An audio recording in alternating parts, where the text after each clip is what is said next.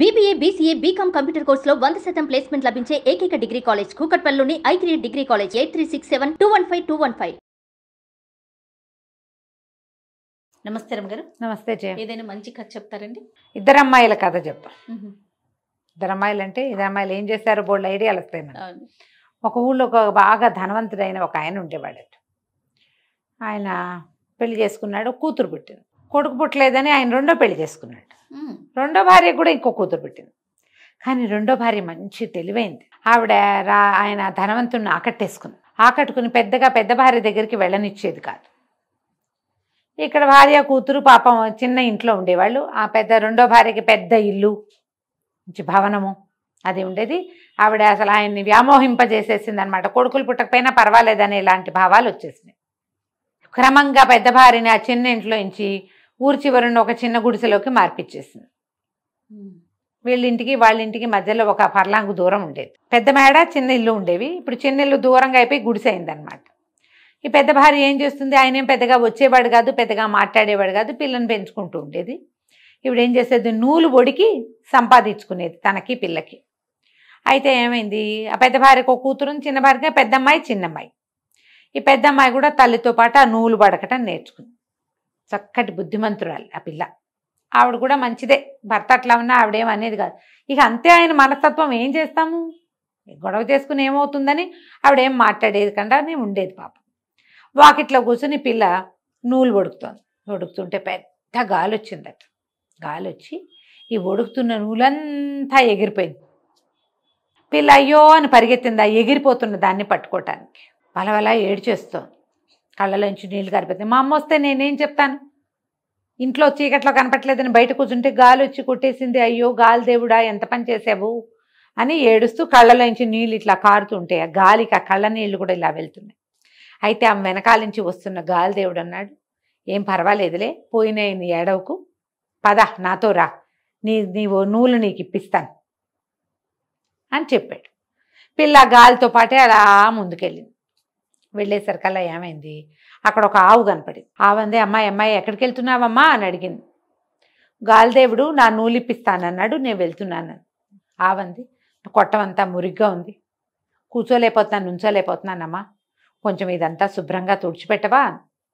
సరేనని పిల్ల ఏం చేసింది, అక్కడ ఇక్కడ కనపడిన కొబ్బరి పుల్లలన్నీ సరిగ్గా చేసి చీపురు గట్టిగా కట్టి చక్కగా అదంతా శుభ్రంగా తుడిచింది. ఆ పక్కన ఏదో బాగుంటే నీళ్ళు చేది అదంతా కడిగింది. 4 బొక్కెన్లు నీళ్లు తోడి ఆవును కూడా శుభ్రంగా కడిగింది. అంతా పేడగా పిచ్చి పిచ్చిగా ఉన్న ఆవు తెల్లగా మెరుస్తుంది. అక్కడి నుంచి ఆవుకు దండం పెట్టింది. ఆవు వెనక భాగానికి దండం పెడతారు కదా. సరే పనిలో ఉన్నావు, నేను నిన్ను ఆపానమ్మా అంది. అది కాదులే, ఏముంది పని, వెళ్తాను ఎలాగూ, నువ్వు గోమాతవి, నిన్ను చూసుకోవాలి కదా మనుషులం మేము, అందుకని ఈ పని చేశాను, కొట్టంలోకి వెళ్ళి పడుకో, కొట్టం అంతా శుభ్రంగా ఉందని చెప్పింది. ఆవు లోపలికి వెళ్ళిపోయింది. ఈ అమ్మాయి మళ్ళీ నడవటం మొదలుపెట్టింది. గాలి ఆ పక్కకి వీస్తోంది, ఏ పక్కకి వెళ్తే ఆ పక్కకి రమ్మన్నాడు. ఆ పక్కకి వీస్తుంటే ఆ పక్కకి నడుచుకుంటూ వెళ్తుంటే ఒక అరటి చెట్టు కనపడింది. అక్కడ అరటి చెట్టుకి కొంచెం చిన్న గేలేస్తే అరటి చెట్టు చుట్టూతా రకరకాల తీగలు, ఎన్ని తీగలో దాని మీద పడిపోయి ఆ తీగల నిండా కాయలు పువ్వులు. ఆ బరువు అంతా అరటి చెట్టు మీద బరువు పడకూడదు, అది వంగిపోతుంది, పడక్కమందంటే విరిగిపోయినట్టే. ఆ అరటి చెట్టు కేకేసిన, అమ్మాయి ఎక్కడికి వెళ్తున్నావు, నా దగ్గరికి రా, నాకు పని ఉందని. అరటి చెట్టు పీలుస్తోంది కదా, పాపం గేల కూడా వేసిందని దగ్గరికి వెళ్ళింది. ఈ చుట్టూతా ఉన్న తీగలన్నీ తీసేవా, నేను ముయ్యలేకపోతున్నాను, నా గేలే పడింది, ఇది చచ్చిపోతున్నాను నేను అనగానే పిల్ల ఏం చేసింది, కొంగు దొప్పుకుని ఆ చుట్టూతా ఉన్నవన్నీ మొక్కలన్నీ పీకేసి ఆ పైన ఉన్న తీగలన్నీ చేసి చుట్టూతా అరటి చెట్టు చుట్టూ ఏం ఉంచకూడదు, అదే ఉండాలి. అప్పుడు పిలకేసేసారు, అది గేలేసేసరికి పిలకేసి ఆ గెల వచ్చేసరికి పిలక ఎదుగుతుంది, దాని రకం అది కదా.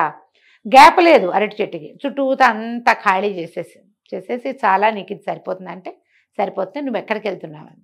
నా నూలంతా ఎగిరిపోయింది, గాలిదేవుడు నాతో రా, నూలు ఇప్పిస్తానన్నాడు, దానికోసం అని వెళ్తున్నాను అంటే, సరే నీకు మంచి జరుగుతుంది, వెళ్ళమంది అరటి చెట్టు. ముందుకెళ్తుంటే ఒక గుర్రం కనపడింది. ఆ గుర్రం చెప్పింది, ఓ అమ్మాయి ఎక్కడికో పరిగెట్టుకుంటూ వెళ్తున్నావు, ఇట్రా, నా మీద ఈ జీన్ ఎంత బరువుగా ఉందో, ఈ జీన్ ఓడదీసి కింద పెట్టవా అని అడిగేసరికల్లా సరే. ఈ అమ్మాయి ఏం చేసింది, నువ్వెందుకు మొయ్యలేకపోతున్నావు అంది. నేను కడుపుతో ఉన్నాను, ఈ జీన్ బరువు మొయ్యలేకపోతున్నాను, వేసేసి వెళ్ళిపోయాడు రాజకుమారుడు, తీయి అది మొత్తం తీసింది. ఆ జీన్ తీయటం కూడా కష్టమే. పిల్ల నానా తంటాలు పడి ఆ జీన్ ఉడదేసి కింద పెట్టింది. గుర్రం అమ్మయ్య అని గాలి పీల్చుకుని, నీ దారిని నువ్వు వెళ్ళు, నువ్వు ఎంతో మంచిదానివి, నాకు ఎంత సహాయం చేసావో అని బోళ్ళు మెచ్చుకుంది. సరే పిల్ల ముందుకు అట్లా వెళ్తుంటే ఇక గాలి ఏం చేసింది, ఒక పెద్ద బిల్డింగ్ లాగా ఉన్న చోటకి ఈ అమ్మాయిని తీసుకుపోయి లోపల అమ్మలగన్న అమ్మ ఉంది, నువ్వు వెళ్ళు, నీ నూలు నీకు ఇస్తుందా అనేసరికి ఈ అమ్మాయి లోపలికి వెళ్ళింది. లోపల ఒక ముసలి మా అమ్మ కూర్చుని ఉంది, చక్కగా ఉంది ఆవిడ. ఈ అమ్మాయి గాలి అంత ఎగిరిపోయిందిగా, రాట్నము నూలు వడుకుతున్నది అన్నీ ఎగిరిపోయినాయి. అది పట్టుకుని ఇట్లా వడుకుతాం. ఈ అమ్మాయి చూసింది, అమ్మ నా నూలు నాకు ఇప్పించవా అని అడిగితే, ఎందుకు ఇప్పించను, చక్కగా ఇప్పిస్తా, నువ్వు చూడు ఎప్పటి నుంచో రోడ్డు మీద ఉన్నట్టున్నావు, ఒళ్ళంతా దుమ్ము మురికి కొట్టుకుపోయినావు, నువ్వు పోయి ఇక్కడ కొలనుంది కోనేరులో స్నానం చేసిరా, 2 సార్లు మునుగు, 3సారి మునగద్దు, 2 మాటలే మునగాలి అన్నది. సరేనని పెళ్ళి ఏం చేసింది, వెళ్ళి నీళ్లలో మునిగింది. మునగంగానే తెలుసుకుంది ఒళ్ళంతా తెల్లగా అయిపోయింది, తనకి చక్కగా ఉంది, నున్నగా మెరుస్తోంది. మళ్ళీ మునిగేసరికల్లా పిల్ల బోసిగా ఉన్న పిల్లకి చెవులకు ఆభరణాలు, మెళ్ళలోకి వస్తువులు అన్నీ వచ్చేసినాయి. నీటిలోంచి బయటకు వచ్చింది. అక్కడ ఏవో బట్టలు పెట్టున్నాయి, కట్టుకుంది. వచ్చి ముసలమ్మ దగ్గరకు వచ్చింది. మళ్ళీ అమ్మ నా నూలు ఇప్పించవా, ఎందుకు ఇప్పించను, ఇప్పిస్తాను, ఎన్నాళ్ళైందో నువ్వు సరిగ్గా తిని, పక్కనే భోజనశాల ఉంది, వెళ్ళి శుభ్రంగా భోజనం చేసిరా అనేసరికి పిల్ల అక్కడికి వెళ్ళింది. ఆ హాల్లో బోళ్ళని పప్పులు, కూరలు, పులుసులు అన్నీ పెట్టున్నాయి. అన్నం ఉంది, పేటేసుకుని కంచం పెట్టుకుని అన్నం తిన్నది. అన్నీ తిన్నాక మళ్ళీ వచ్చి, అమ్మ నువ్వు ఎన్నో ఇచ్చావు నాకు, ఈ ఆభరణాలన్నీ వచ్చాయి, నీళ్ళలో మునిగేసరికి శుభ్రంగా తిన్నాను, పాపం మా అమ్మకి ఏమీ లేదు అంటే ఇవి నవ్వింది. ఏం పర్వాలా, మీ అమ్మ కూడా అన్నీ ఉన్నాయి, నువ్వు ఇక్కడ నీళ్ళలో మునిగేసరికి అక్కడ మీ అమ్మకు కావాల్సినవన్నీ వచ్చాయిలే, మీ అమ్మ కూడా అన్నం తిన్నది, ఏం పర్వాలేదు, ఇంకొకటి ఇస్తాను, అది పట్టుకుని వెళ్ళు, అక్కడ చూడు ఎన్నో బుట్టలు ఉన్నాయి చూడండి, అక్కడంతా ఇంత అంత అంత అంత పెద్ద పెద్ద బుట్టలు బోల్డ్ ఉన్నాయి, ఆ బుట్టల నుంచి ఒక బుట్ట తీసుకెళ్ళు, నీకు కావాల్సిందే. ఈ పిల్ల అనుకుంది, ఇన్ని రకాలు ఇస్తే మళ్ళీ బుట్టలు దేటా తీసుకెళ్తాం, సరేలే అని అన్నిట్లో చిన్న బుట్ట ఒకటి తీసుకుంది. బుట్ట పుచ్చుకుని, ఈ బుట్ట జాలమ్మ వెళ్ళిపోతానంటే ఆవిడ నవ్వింది. ఆ నూలంతా ఇట్లా చుట్టి ఉండ చేసి చేతిలో పెట్టింది. నూలు ఉండ తీసుకుని వెళ్ళిపోను అని. పిల్ల నడుచుకుంటూ వచ్చింది వెనక్కి. వచ్చేసరికి అలా గుర్రం కనపడింది. దానికి ఒక పిల్ల పుట్టింది. గుర్రం అంది, ఈ గుర్ర పిల్లని తీసుకుపో, గుర్రం ఎక్కువ, నేను ఇంటికి తీసుకెళ్తుంది, దీన్ని నువ్వే ఉంచుకోవాలి. ఆ గుర్రాన్ని ఎక్కి వెళ్ళటం మొదలుపెట్టింది. అరటి చెట్టు కనపడింది, అది ఇంత పెద్ద గెలేసింది. అరటి చెట్టు ఏం చేసింది, దాదా నన్ను ఎటాగు కొట్టేస్తారు, ఈ గెల నువ్వు పట్టుకెళ్ళని ఆ గెల ఇచ్చి గుర్రం మీద పెట్టింది. అరటిపళ్ళ గెల పుచ్చుకొని వెళ్తుంటే ముందు ఆవు కనపడింది. ఆవు దూడ, ఆవుకు ఒక దూడ ఉంది. ఆవు ఏం చేసింది, ఇట్రా అని ఆ ఘాట్లో చూడు ఇక్కడ సంచి ఉంది, ఆ సంచి తీసుకో అంది. ఆ సంచి నిండా బంగారు మొహరీలు ఉన్నాయి, ఈ సంచి పుచ్చుకెళ్ళు, ఒక్కడు కూడా ఇది శుభ్రం చేయాల, నువ్వే ఇది శుభ్రం చేసిన దానివి అని చెప్పి ఆ బంగారం ఉన్న మూట పిల్ల చేతిలో పెట్టి, ఆ పిల్ల ఆ గుర్రం మీద వేసుకుని ఆ గుర్రం ఎక్కి నిదానంగా ఇంటికి వెళ్తే తమ ఇంటి ప్లేస్లో పెద్ద ఇల్లు వాకిలి అన్నీ ఉన్నాయి. అప్పుడు ఈ పిల్ల చెప్పింది, అమ్మలుగా అమ్మని చూశాను, ఎంత బాగుందో, ఇదిగో ఈ నూలేమో నీకు ఇచ్చింది, ఈ బుట్ట నాకు ఇచ్చిందమ్మా అని చెప్పి అరటిపళ్ళ గెల, ఈ గుర్రము, డబ్బు అన్నీ తల్లికి అప్పచెప్పింది. అమ్మంది, ఈ బుట్టలో ఏముందమ్మా, ఏమో నాకు తెలియదమ్మా, ఏదో ఒక బుట్ట తీసుకెళ్ళమంది, ఇన్నిచ్చింది, ఇంకా పెద్ద బుట్ట ఎందుకని చిన్న బుట్ట తీసుకొచ్చానమ్మా, ఎక్కడైనా తగిలించుకుందాం బాగుందని. అమ్మంది, అందులో ఏముందో చూద్దాం పట్టని ఆ బుట్ట తీశారు. ఆ బుట్ట ఎప్పుడైతే ఓపెన్ చేశారో అందులో నుంచి ఒక పెద్ద వెలుగులాగా బయటకు వచ్చి ఒక పొడుగాటి కుర్రాడు వచ్చాడు అక్కడికి. ఆ వెలుగు ఒక కుర్రాడుగా మారింది. ఆ అబ్బాయి ఏం చెప్పాడంటే, నేను ఈ దేశాలని రాజుగారి 2వ కొడుకుని, ఓహో, ఈ బుట్టలో ఉన్నాను నేను, నన్ను ఎవరు బయటికి తీస్తారో ఆ పిల్లని నేను పెళ్లి చేసుకోవాలని అమ్మలుగన్నయ్యమ్మ చెప్పింది నాకు అని చెప్పి ఈ పిల్లని నేను పెళ్లి చేసుకుంటానన్నాడు. వాళ్ళ అమ్మ ఆశ్చర్యపోయింది. ఓరిని వాళ్ళే చక్కగా పిల్లకు పెళ్లి చేయాలన్నదే దిగులు, పెళ్లి కూడా కుదిరిపోయింది. చక్కగా అంగరంగ వైభవంగా పెళ్లి చేశారు. రాజుగారు 2వ కుమారుడు వీళ్ళ మేడలోనే ఉండిపోయాడు. చుట్టుపక్కల వాళ్ళందరూ ఓహో పిల్లకి ఎంత దశ పెట్టిందని చెప్పుకున్నారు. రాజుగారి ధనవంతుడి చిన్న భార్య కూతురికి కూడా పిలిపెళ్ళింది, చిన్నమ్మాయికి కూడా. కానీ వాళ్ళు రాలే పెళ్ళికి. ఇంత చక్కటి పెళ్లి కొడుకు వచ్చాడు, ఏమిటో ఇవి అవి కలిసి వచ్చినాయి, గుర్రం వచ్చింది, వాళ్ళ ఇంటికి అవి వచ్చినాయి ఇవి వచ్చినాయి అని చెప్పుకున్నారు. సరే 2వ భార్య అంది, వసే అవన్నీ మనకి వస్తాయే, నువ్వు వెళ్ళు. నువ్వు కూడా వెళ్ళు, ఆ అమ్మలుగా నమ్మ ఏమిటో చూసిరా, ఇట్టాట నేను వెళ్ళి కనుక్కున్నాను అన్నీను, ఏమీ లేదు, వాకిట్లో నూలు వడుకుతూ కూర్చో, గాలి వస్తే గాలితో పాటు పో, అమ్మలుగా నమ్మని చూసిరా, నీకు కావాల్సింది అడిగి తెచ్చుకోవచ్చు, పెద్దది అటాగే తెచ్చుకుంది, నువ్వు కూడా అటాగే తెచ్చుకోవచ్చు. చిన్నది మహా పొగరబోతు, సాగుబడి, దాని ఇష్టం. వాళ్ళమ్మ ఇప్పుడు వాళ్ళ దగ్గర చాలానే ఉన్నాయి, ఉంచుకోవచ్చు కదా, ఈ వీళ్ళ దగ్గర ఉన్నవి కూడా మనకే కావాలని ఎందుకు అనుకోవాలి ఎవరైనా. సరే వాకిట్లో కూర్చుంది నూలు పడుకుతూ, గాలి రాదు పాడు రాదు ఎప్పటికీ. దాంతో ఏం చేసింది ఈ అమ్మాయి, లోపల నుంచి ఒక విసినకర్ర పట్టుకొచ్చి బాగా విసిరి ఆ నూలంతా ఎగిరిపోయేలాగా చేసింది. విసరగా విసరగా గాలి దేవుడు వచ్చాడు. ఏమిటమ్మాయి విసురుతున్నావు అన్నాడు. నా నూలంతా ఎగిరిపోయింది, నాకు తెచ్చివా అంతే. సరే నాతో రా, నేను తెచ్చిస్తానన్నాడు. సేమ్. సరే వెంబడి పెట్టు తీసుకుపోయాడు. తీసుకెళ్తే ఒక ఆవు కనపడింది అక్కడ. ఆవు చెప్పింది, నా కొట్టమంతా శుభ్రంగా లేదు, కొంచెం బాగు చేస్తావంటే, బాగు చేస్తావు, కొట్టం బాగుండిపోతే వాకిట్లో పడుకో, కొట్టమే పడుకోవడం నీకు అది బెడ్రూమ్ కావాలా ఏంటి, నీకు గది అంతఃపురం కాంతవా నువ్వు, బయట పడుకో చెట్టు కింద, ఇవన్నీ ఎవరు చేస్తారు ఈ పనులన్నీ, పేడగీడ నేనేం ముట్టుకో, నాకు అసలు అలవాట్లేదు చెత్తపుట్టలు ముట్టుకోవటం అని పిల్లని అడవటం మొదలుపెట్టి. అరటి చెట్టు కనిపించింది. ఓ పాప ఇట్రా ఇట్రా, కొంచెం ఈ మొక్క చెట్లన్నీ పీకవా చుట్టూతా ఉన్నాయంటే, అనేసరికల్లా చెట్టు మొదట వచ్చినప్పుడే పీకించుకోవాలి, ఇంతంత పెరిగిపోయి నీ మీద పడితే ఇవన్నీ ఎవరు ముట్టుకుంటారు, అవన్నీ ఇట్లా రసాలు వస్తాయి, ఆ చెట్లు ముట్టుకుంటే చేతులు కంపు, నేను ముట్టుకోను, నాకు అలవాట్లేదు, ఇలాంటి పనులన్నీ నేను చేయను పొమ్మని ఊరుకుంది అరటి చెట్టు. ఇంకా ముందుకెళ్ళేసరికల్లా గుర్రం కనపడింది. నా మీద జీనుంది తీవా అంది. ఎవడు వేశాడో వాడితో తీర్చుకో, ఎవ్వరికి హెల్ప్ చేయాల, మాకు అలవాట్లేదు, అవసరం లేదు, అలవాటు లేదు, అవసరము లేదు, ఇంకేంటంటే ఆ రకమైన ధోరణి లేదు. ఈ గుర్రం ఊరుకుంది. ఇంకా ఈ అమ్మాయి నడుచుకుంటూ వెళ్ళింది. వెళ్ళాక గాలిదేవుడు అన్నాడు, లోపలికి వెళ్ళమ్మా, అమ్మలుగన్నయ్య అమ్మ ఉంది, ఆవిడ దగ్గరికి వెళ్ళమ్మా. లోపలికి వెళ్ళింది. ఆవిడిటా నూలు తీసుకుంటుంది. ముసలి మా అమ్మ కూర్చుంది.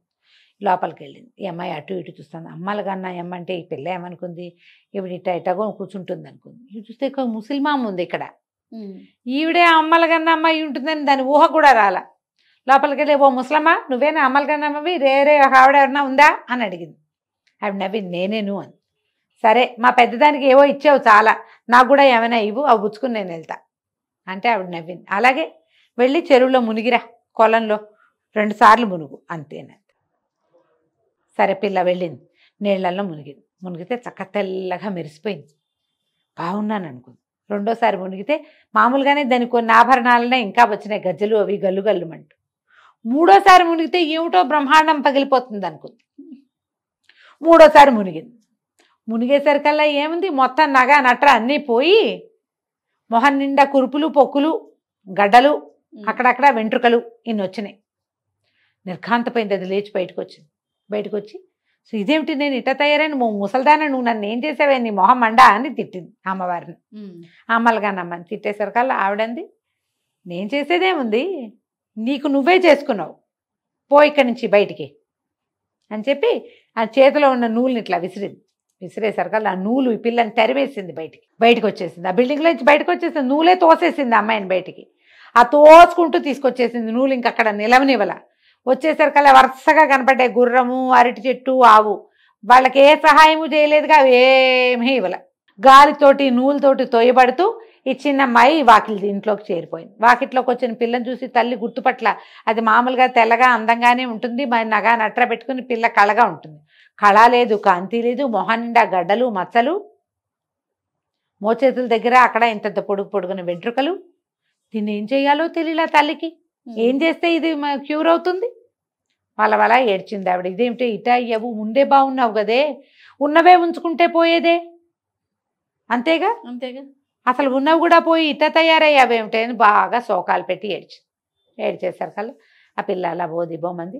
ఏం జరిగిందో చెప్పమంటే తల్లి మొత్తం లిస్ట్ అంతా చెప్పింది. తల్లి కేకలిసి, నీకు వినయం లేదు, వందనం లేదు, అది వినయంతో సాధించుకుందే అంటే పిల్ల అడిగింది, నువ్వు నాకు ఎప్పుడైనా చెప్పావా వినయంగా ఉండమని? నీకు లేదు, నాకు నేర్పలేదు, నాకు రాదు, వెళ్ళకుండా ఉంటే సరిపోయింది, నాకేం వెళ్ళటం ఇష్టం లేదు, నువ్వే పంపించావు, దానికి వచ్చిందేదో నాకు కూడా రావాలని, ఇప్పుడు ఇటా వచ్చాను, నాకేం చేస్తావో చెయ్యి అంటే ఇవిడేం చేస్తుంది, లబోదిబోం అంటూ పోయి ఆ పెద్ద అమ్మాయిని అడిగింది. నువ్వు వెళ్ళిన చోటకే దీన్ని పంపించాను, ఇది ఇట్ట అయిపోయింది, నేనేం చేయను అని.